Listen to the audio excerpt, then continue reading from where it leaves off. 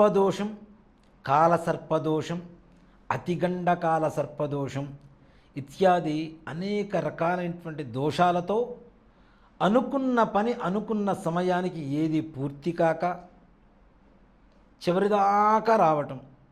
ఒక 99% పని అయిపోయింది, వాళ్ళు రాత్రికి ప్రశాంతంగా పడుకుంటాను, రేపు పొద్దున్నే పని అయిపోతుంది, ఆ ఫలితాన్ని నేను తీసుకుంటాను అనేటువంటి పరిస్థితుల్లో మరలా న్యూట్రల్ జీరో స్టేజ్కి రావటం.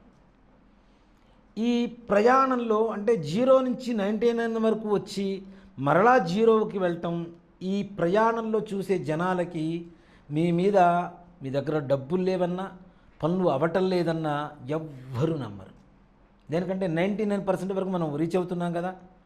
జనాల దృష్టిలో మీరు 100% రీచ్ అయినట్టుగా ఉంటుంది.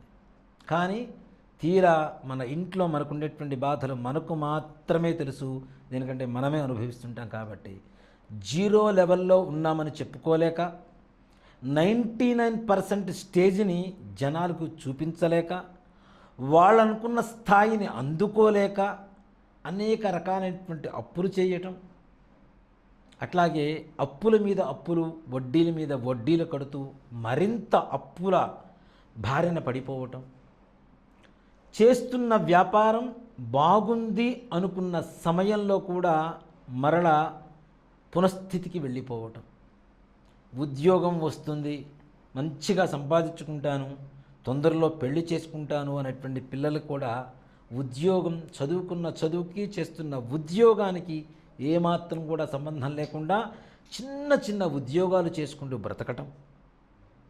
అలాగే